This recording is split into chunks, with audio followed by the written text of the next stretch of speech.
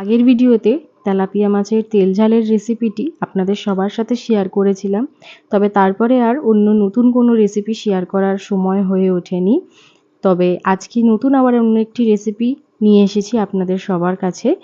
তবে এটা তেলাপিয়া মাছেরই, কিন্তু তেল ঝাল বা অন্য কিছু নয়, পাতলা ঝোল।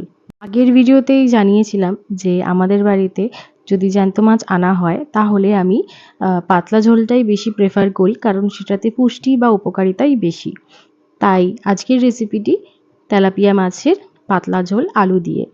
রেসিপিটি শুরু করার আগে সবার কাছে অনুরোধ রইল যাতে আমার চ্যানেলটি সাবস্ক্রাইব করে বেল আইকনটি প্রেস করে দেন, যাতে আমি অন্য কোনো ভিডিও যদি বা নতুন রেসিপি যদি আপলোড করি আপনাদের সবার কাছে খুব তাড়াতাড়ি পৌঁছে যেতে পারে। এবং ভিডিওটি ভালো লাগলে লাইক অ্যান্ড শেয়ার করতে অবশ্যই ভুলবেন না, এবং কমেন্টসে জানাবেন আপনাদের কেমন লাগলো। সবার প্রথমে নিয়ে নিচ্ছি তেলাপিয়া, প্রায় 1 কেজির মতন। আপনারা আপনাদের পরিমাপ মতন নিয়ে নিতে পারেন। মশলার জন্য নিয়ে নিচ্ছি 2 থেকে 3 ইঞ্চ মতন আদা, দুটো মিডিয়াম সাইজের পেঁয়াজ কুচি করে কেটে রেখেছি এটা ফোড়নের জন্য, 10 থেকে 12টা মতন কাঁচা লঙ্কা। আমি রেসিপিটি কাঁচা লঙ্কা দিয়েই করব, আপনারা চাইলে শুকনো লঙ্কার ব্যবহারও করে নিতে পারেন। একটা টমেটো নিচ্ছি আর একটা তেজপাতা। সব উপকরণগুলো আমি পেস্ট করে নেব, শুধু পেঁয়াজটি ছাড়া। তারপরে এখানে নিয়ে নিচ্ছি প্রায় 6টা মতন আলু। আলুগুলো ছোট ছিল তাই আমি প্রায় 6টা মতন নিয়ে নিয়েছি, আর একটা আলুকে আমি 4 ভাগে কেটে নিয়েছি লম্বা করে। তারপরে কড়াইতে প্রায় 3 টেবিল চামচ মতন সর্ষের তেল দিয়ে ভালো করে গরম করে নিয়েছি। গরম হলে এক এক করে মাছগুলো আমি ছেড়ে দিচ্ছি ভাজার জন্য। একটা সাইড ভাজা হয়ে আসলে আমি পাল্টিয়ে আরেকটা সাইড ভেজে নিচ্ছি। এভাবে আমি দুটো সাইড খুব ভালো করে লাল করে সব মাছগুলোকে ভেজে তুলে নিচ্ছি। যেহেতু মাছের পরিমাণটা বেশি ছিল তাই আমি দুভাগে মাছগুলোকে ভেজে নিয়েছি। দেখুন লাল লাল করে ভেজে নিয়েছি, এবং ভাজা হয়ে আসলে আমি এক এক করে মাছগুলোকে তুলে একটা পাত্রে রেখে দিচ্ছি। এরপরে ওই একই তেলে আমি হাফ টিস্পুন মতন কালো জিরে ফোড়ন দিয়ে নিচ্ছি খুব অল্প পরিমাণে। তারপরে কেটে রাখা পেঁয়াজটা দিয়ে দিচ্ছি ফোড়নের জন্য। পেঁয়াজটি দেওয়ার পর হালকা করে ভেজে নিচ্ছি, খুব লাল করে ভাজবো না, কারণ আমি পেঁয়াজের কোনো পেস্ট বা গ্রেভি চাই না। সেই জন্য ওই পেঁয়াজের মধ্যেই আমি আলুগুলোকেও দিয়ে দিচ্ছি একসাথে ভেজে নেব বলে। আপনারা চাইলে আলাদা করেও ভেজে নিতে পারেন, বাট আমি একসাথেই দিয়ে দিলাম কারণ আলুগুলোকে আমি খুব বেশি ভাজবো না। আলুর মধ্যে আমি হাফ টেবিল স্পুন মতন নুন অ্যাড করে নিয়েছি, কারণ ভাজার সময় নুনটা অ্যাড করলে ভালো মতন নুনটা আলুতে ঢুকে যাবে। তারপরে আলুটি হালকা করে ভেজে নিয়ে ওর মধ্যে 2 চামচ মতন আমি কাশ্মীরি লাল মির্চ দিয়ে নিচ্ছি, তেলে ভেজে নিচ্ছি যাতে কালারটি খুব ভালো চলে আসে।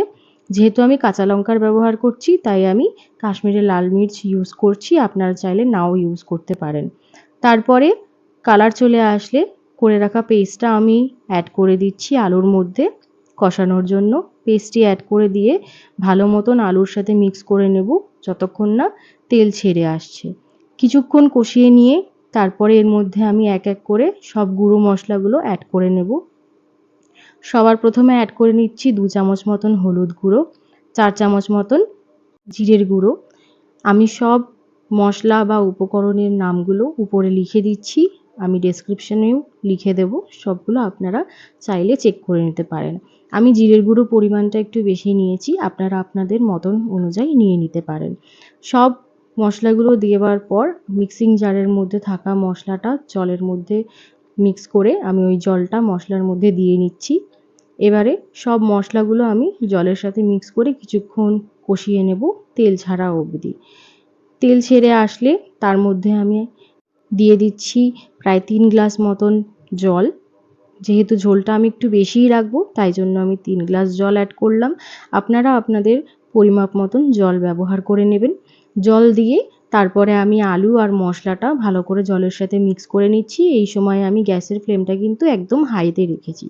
তারপরে ওই জলের মধ্যেই আমি আরও হাফ টেবিল স্পুন মতন নুন অ্যাড করেছি, যাতে নুনের স্বাদটা ঝোলের মধ্যে খুব ভালোভাবে মিক্স হয়ে যায় আর ব্যালেন্স থাকে। ভালো মতন ঝোলটি ফুটে আসলে তারপরে আমি এক এক করে সব মাছগুলো দিয়ে দিচ্ছি, যাতে ভেঙে না যায় সেই হিসেবে আমি আস্তে আস্তে মাছগুলো অ্যাড করে নিলাম। এবারে আমি এরমভাবেই কিছুক্ষণ ফুটতে দেবো, আমি ঢাকা দিইনি। কারণ আলুটি অর্ধেক প্রায় সেদ্ধ হয়েই রয়েছে এবং বাকিটা ঝোলের সাথেই সেদ্ধ হয়ে যাবে। এবং নুন ঝাল সব কিছু পরিমাণ মতন টেস্ট করে নিয়েছি।